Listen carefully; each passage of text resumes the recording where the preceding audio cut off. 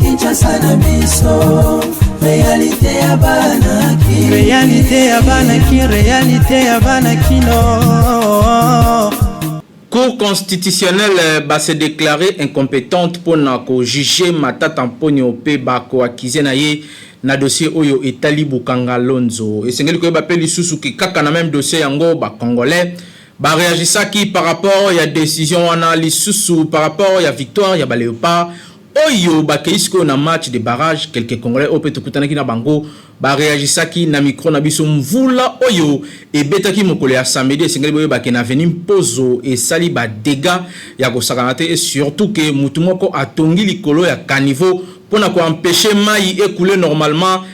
le loto kitisaki caméra na biso wana pona ko sala constat pe bandeko ya coin wana balobelaki par rapport ya likambo yango wana ezali quelques dossiers topé ba sujet oyo to développer na édition ya mokolo ya lelo KNB News édition ya lundi 15 novembre 2021 oyo na zana plaisir ya représenter bino yango pe na souhaiter bino balandi malamu.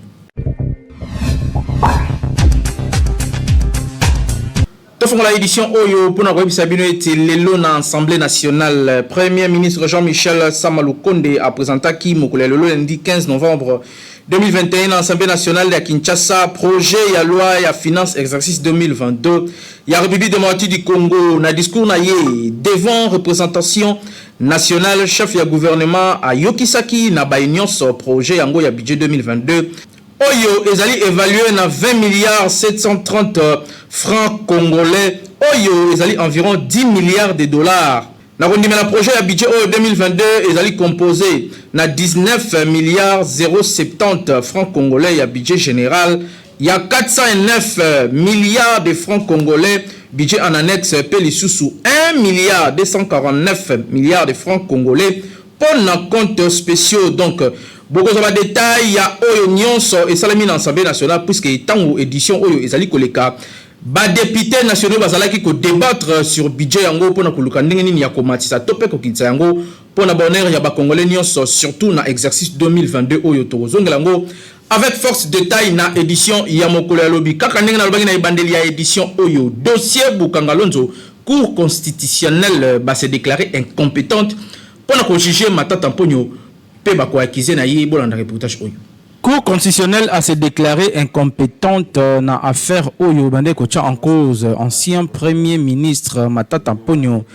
ancien ministre délégué na ba finance Patrice Kitebi, et responsable de la société Africom Christo Globert. Ezali na dossier Oyo etali Bukanga Lonzo. Statuant sur exception Oyo ezali qui soulevé na ba avocat, il y a 3 prévenus. Cour a relevé que Azali compétente était pour la juger président et la République et premier ministre pour la infraction commise na bango mibale na exercice ya ba fonction na bango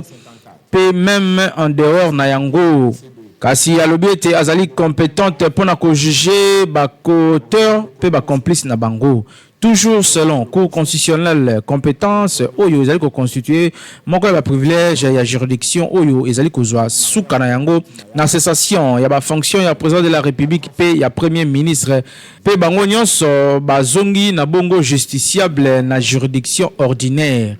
Cour na bongo a relevé que Matata Mponyo le fait ezali sous premier ministre te azali li sous justiciable te na juridiction na ye pe ba ko prévenir na ye. Décision Oyo et mettre fin à l'action publique nyonso Oyo ezalaki enclenché à l'égard ya ba prévenir mais ezali pe ko empêcher les sous que action mususu ezala mener pour na même fait devant juridiction moko compétente pour na ko juger chacun ya ba prévenu. Matata Mponyo, Patrice Kitebi pe Christophe Globert bazalaki bongo poursuivi pour na détournement ya plus de 200 millions de dollars na cadre ya projet Bukanga Lonzo depuis début à affaire. Quand Matata Mponyo a tikalaka jamais kotika ko dénoncer procédure yango oyo ezali irrégulière de la part ya procureur général près la cour constitutionnelle. Dossier à suivre et talisi que Matata Mponyo pe ba ko accusé na nyonso bazali libre de tout vent pe bazongeli misana na bango en bonne et due forme. Kinshasa et qui partout. Ba congolais kaka na même dossier yango ba réagisaki pour na likambo oyo cour constitutionnelle a outi ko zwa la décision ete akokoka kosambisa ba nyonso oyo bazali cité na dossier Bukangalonzo te bazali awa na micro ya Hervé Zaka pe Peggy Ilunga. Matata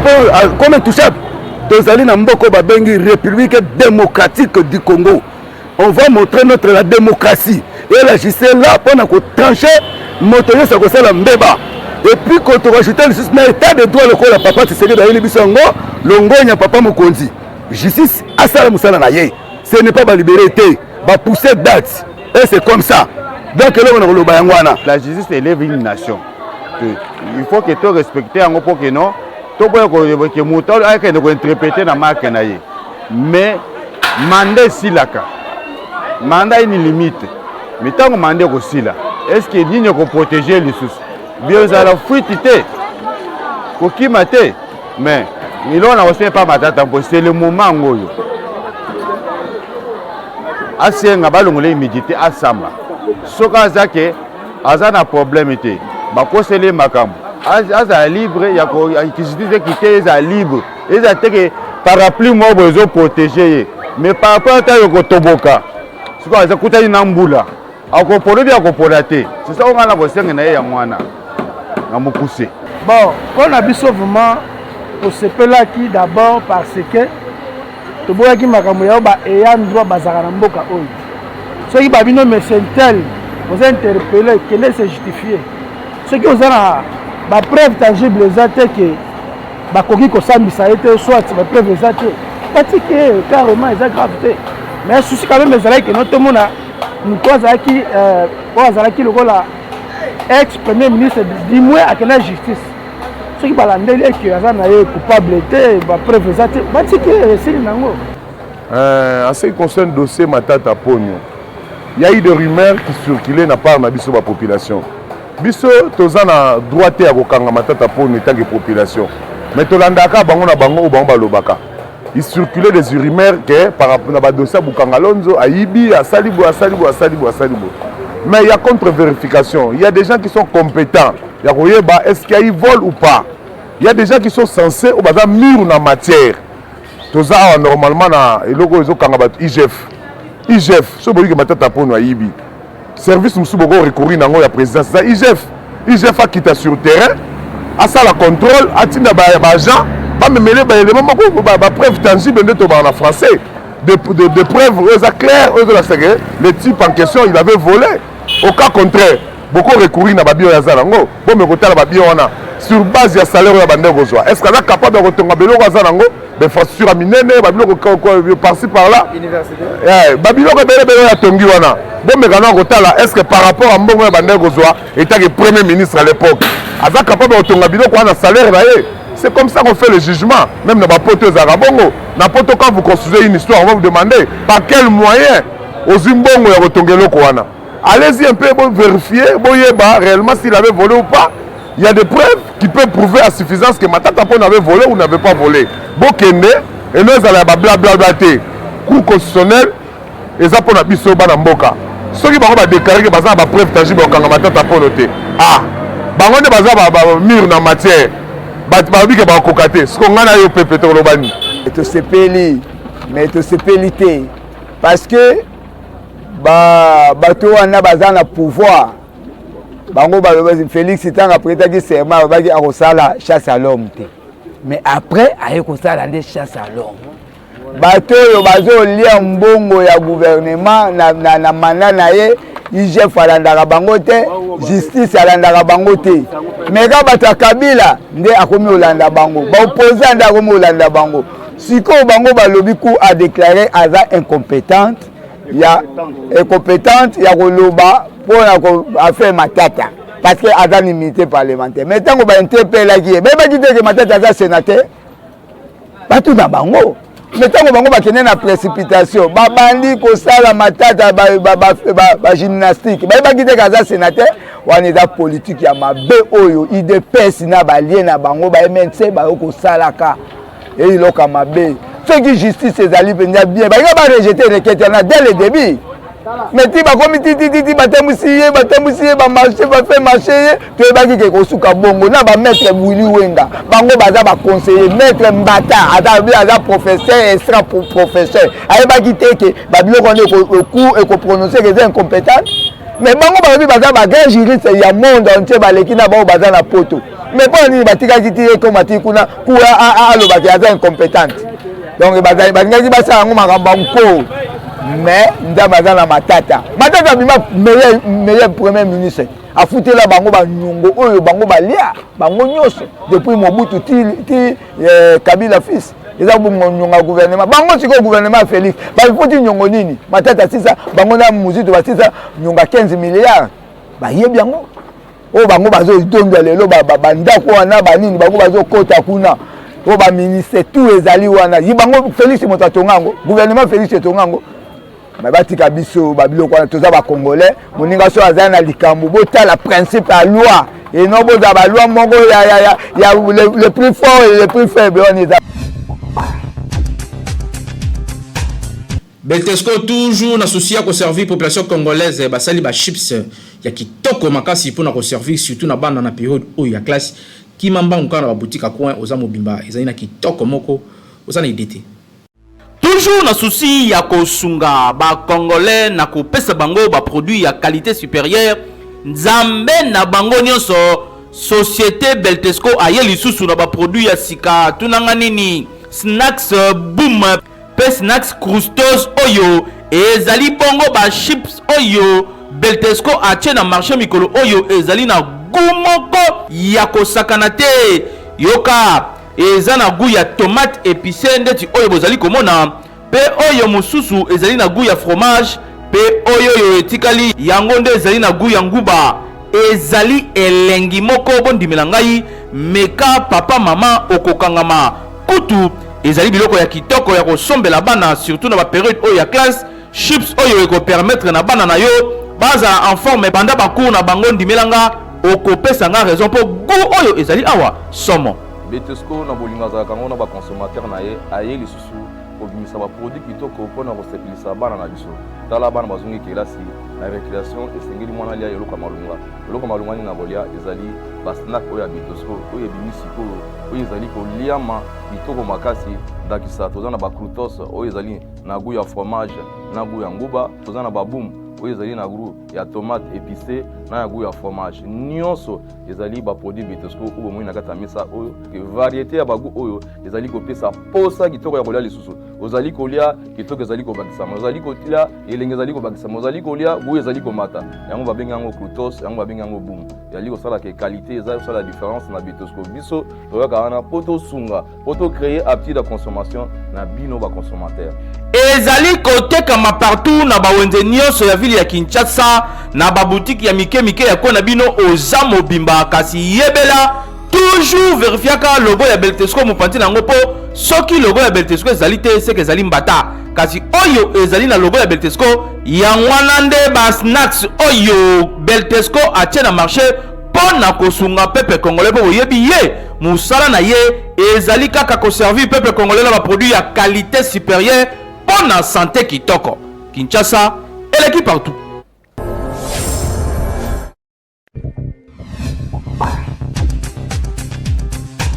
Mutumoko atongi likolo ya kanivo esalami wapi na avenue Mpozo na commune ya Kalamu juste kaka na Prince Kasavubu soko continue imprimer de la cité ka ni bandeli wana atongi ba boutique likolo ya kanivo place imai ya kokenezalité mvula oyo betaki samedi banda ku nyonso ya kote kuna inonde ba congolais baleli na micro ya KNP. Tozali awa na avenue Mpozo na Prince Kasavubu awa kaka ndenge bozali komona na lycée Matonge oyo ya armée du salut juste na wenze oyo ya Gombori population ya côté oyo bazali kolula poete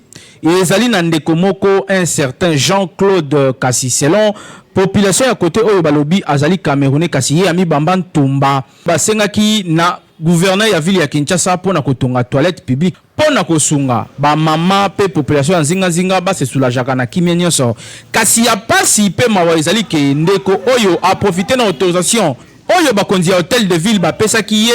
en complicité na bourgmestre ya commune ya Kalamu JC Kadima a profité kotonga ba magasin oyo bozali komona awa likolo ya caniveau bondimela ngai caniveau ezali na se ya bandako oyo bozali komona pe mai ya mvula moya elikalisi ezali te conséquence mvula ya munene oyo ebetaki samedi tala ba dégâts esalaki population ya koto oyo bazali kolela ndenge nini bakonzi bakoki ko permettre na mutu atonga likolo ya caniveau ndenge bozali komona boye bandako nyonso oyo ezali nzinga awa etondaki na mai mokolo ya samedi po nzela mai ekoleka ezali susu te bandako oyo batongi likolo awa nde ekangi caniveau nyonso ya pasi pe mawa ezali te susati ya la police ezali wana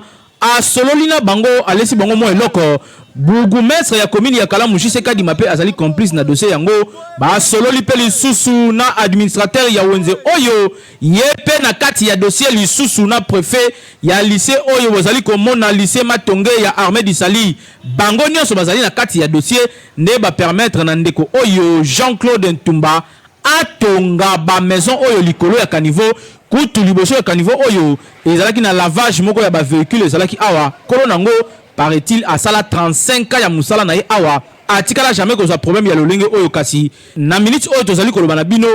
asali crise ya AVC po baye ko déguerpir ye awa na esika oyo ya fanda sala musala na ye kitoko po boyebi ete ba lavage ya ba véhicule oyo mingi ezalaka construit esika oyo ba caniveau ezali kasi caniveau awa bakundi yango po batonga ba maison kutu déjà bazwi ba garantie lobi balaki ba mama oyo batekaka pembeni awa ke bakoya kobimisa bango sadi babongamaka déjà bakende po soki bameki bakozwa mukamate mutu asaki ba démarche na ye ke azosala chambre froide na ye na Armée du Sali école Moïse a Armée du Sali azosala chambre froide na ye kuna ninga balosala chambre froide na ye ake na l'état asengi bapesi autorisation atonga toilette publique nde bapesi autorisation atonga toilette publique kana atongi pe toilette publique na ye bien jour pe ya inauguration abengi pe batu ya hôtel de ville ba pe ba inaugurer. Mais curieusement, na maquette o ya salawana, to mona teke a sala ni na ba boutique, to mona ka ni na chambre froide na ni na toilette publique et ciblé ka to mona ka ya ngwana na terrasse ndeng abongisi terrasse. Terrasse o ya senga ki hôtel de ville ke ba pesa ye abongisa, terrasse ngo akomi ko tonga ba boutique. Akomi ko tonga ba boutique, ba komi ko ya ko tala po ba pesa mbonga garantie. To le bane papa ezala te etonga malikola terrasse te alobi ye après fachi ezala ye. Après Fati ezala ye muta combattre azata tatoke na instance nyonso muta tika ko combattre ye azate ekotongama pe to komona akotonga ngo soka sisi akoclôturer balabala nyonso akocha porte neti ba galerie ezala na zang ah batu musu basai ba démarche par ci par là to komona gouverneur aye kotinda tracteur esa nini e akobuka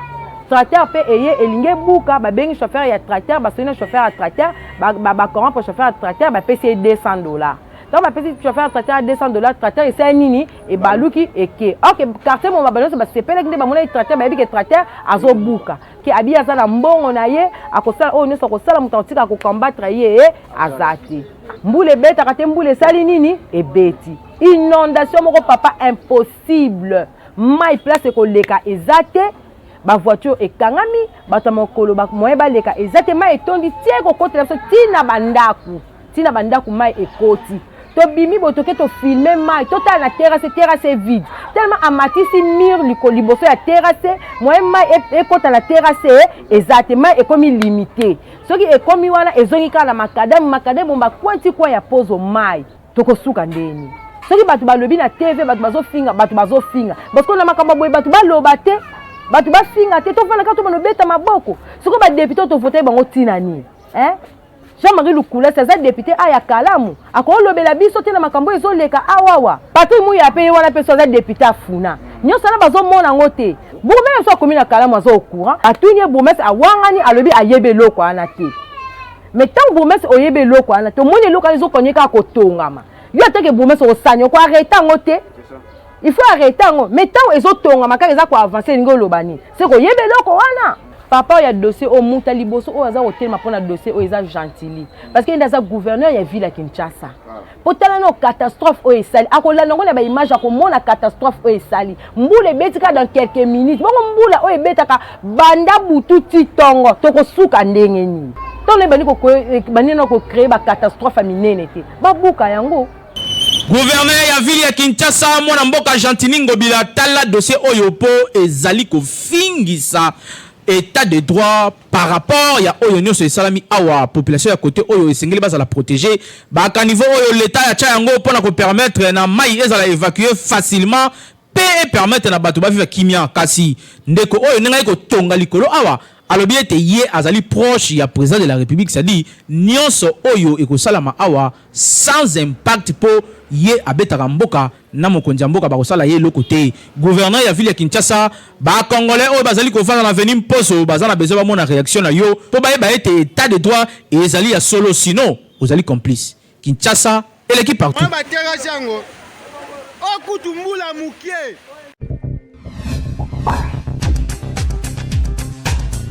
Deux rencontres et Betamaki na semaine oyo moko ezalaki pona lina foot et sikawapi. Bandeko ya tout puissant Mazembe baganyaki JSK na score ya 3-0. Bon dans reportage oyo. De Lubumbashi. Tout puissant Mazembe Anglebert ya Lubumbashi a gagné ki bongo jeunesse sportive ya Kinshasa JSK na score moko ya 3-0. Na terme ya match oyo Betamaki mokolo ya dimanche 14 novembre 2021. Na cadre ya 9e journée ya Ligue nationale de football Linafoot Ligue 1 awa na kati ya stade ya TP Mazembe ya commune ya Kamalondo na Lubumbashi na Okatanga. Ouverture ya score ya rencontre yango sportif oyo intervenaki na 45e minute na première période kaka grâce na Kevin Mondeko sur corner oyo ezalaki tiré na Marseille Ngimbi. Na retour ya ba vestiaire TP Mazembe ayaki kozwa avantage ya bimoko pona ko alourdir score na ye na 58e minute na entremise ya Thomas Ilimwengu. 20 minutes plus tard Kevin Bileko ayaki ko marquer bi ya break pona TP Mazembe oyo et l'alisaki jeunesse sportive ya Kinshasa na victoire oyo et permettre bongo na Mazembe ba consolider première place na bango provisoire na classement ya Lina Foot avec 22 points contre 10 pour la jeunesse sportive de Kinshasa. Kinshasa yango moko et l'équipe partout.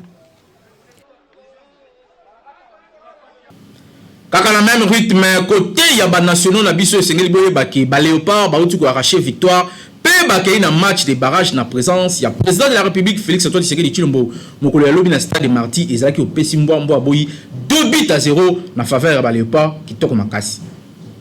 Mission accomplie pour la République démocratique du Congo où a se qualifié la dernier tour ya ba éliminatoire ya Coupe du monde Qatar 2022 na ko s'imposer face na Benin na score ya 2-0 mokolo ya lobi dimanche 14 novembre 2021 à stade de Marty. Dieu merci Mboka Ninde a fongola qui marque na premier mi-temps sur penalty na 6e minute avant que Ben Malango a doublé mise après quelques temps. Donc na succès Oyo FR propulseur RDC na première position ya groupe J avec 11 points synonyme ya qualification en phase. Ya ba match de barrage na dernière étape Oyo ezali ko opposé 10 premiers ya ba groupe nyonso en face à face. Et Sengeli Peli sous cause la tirage au sort ya Fédération internationale de football association FIFA pour que ba Léopard va découvrir dernier adversaire na bango contre Yende bako beta pour la double confrontation oyo ko salake lobby to se retrouver na Qatar 2022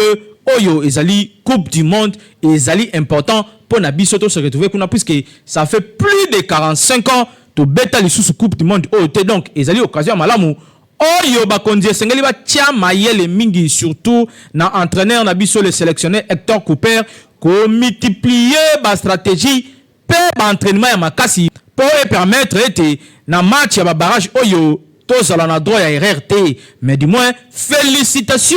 na ba Léopard na biso pour basali plaisir na mokonzi ya mboka oyo azalaki sur place na quelques membres ya gouvernement pe population oyo batalaki match oyo na ndako le fait que ezalaki ya huis clos ba sepeli mingi pe ba souhaiter bonne chance na ba Léopard pour la suite ya compétition. Kinshasa et l'équipe partout.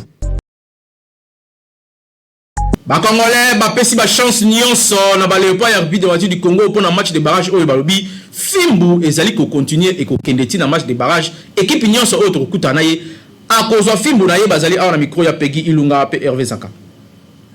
Félicitations d'abord au président de la République Fati na oyo asali kwa motivation na ba joueur ya Léopard et puis ba joueur d'absolu assez déterminé. Deuxièmement na 5 sous merci na entraîneur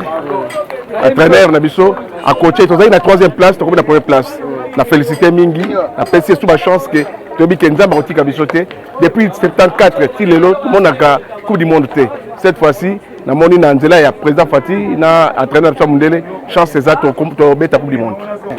par rapport à classement na biso et puis d'ailleurs ça ba joueur boye base à la déterminer donc on s'est dit comme la première place la détermination ba joueur basa qui motivé plus détermination la détermination biso nde yango na to sikoyo na to bon na coupe du monde alors na lo ba boye ba joueur na biso base à la na esprit d'équipe cela veut dire quoi côté la babi ya yo mokote so boni moninga za pembeni pesa pa chabi za pa honneur ya ba joueur nyonso puis ya boka mobimba na tomeli ba susu bonne chance pour na mondial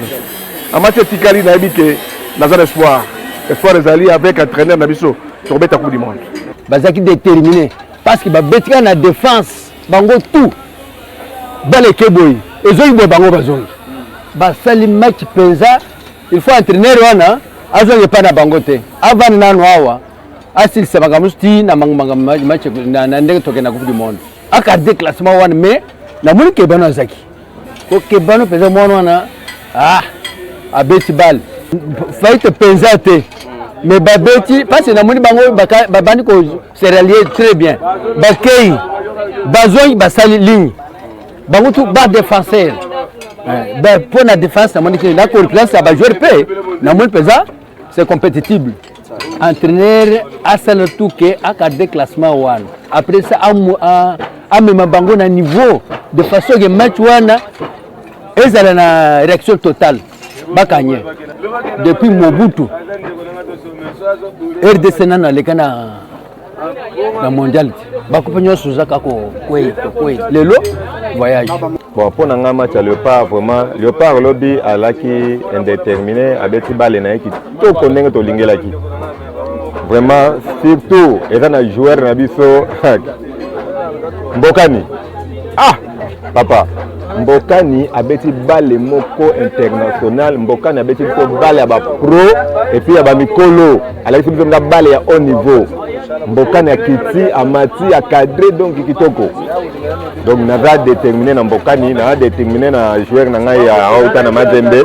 pardon nani Boleka vraiment coup de chapeau na mamasa wana na bima sana mususu nani oka Mazembe lisusu na oya uta na Imana Soso coup de chapeau na mamasa na nga vraiment donc na ebise bo continuer loko wana donc bo continuer kaka bale yo moni bale bina tondo lukila bino na Léopard yango ba o bazana ba kala wana fa longola bango entraîner fa za la bina mutu mo fa mona de loin ba masala basala ba kombo bango fa bafanda azo ba o bazwa sika bimisa bana combativité bana souffle ko beta bale e fengi batane ngwana papa na ngai na match to tika na ngwa fuka ya débarrage po na ngai entraîneur makambo cha libanda makambo neuf abetate baluka neuf moko ya bien makambo do beta fute donc neuf wana po na makambo bacha libanda na ofenga penda na entraîneur makambo pardon na e na ndenga mabete azana libanda baluka neuf azana fox banina za la place one yesa lembi na esengo ya Léopard oyo nde tosukisi édition ya mokolo ya lelo KLB News oyo nazaki na plaisir ya ko présenter bino édition ya lundi 15 novembre 2021 papa Timothée nde azaki na deux caméras oyo na oyo mususu toujours na coordination ya Grand Lion ya communication Jimmy Mukendi Chimanga tukutani lobby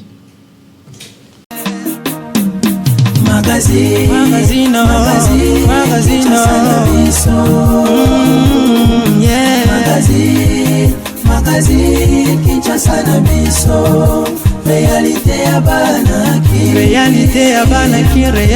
ya banaki kino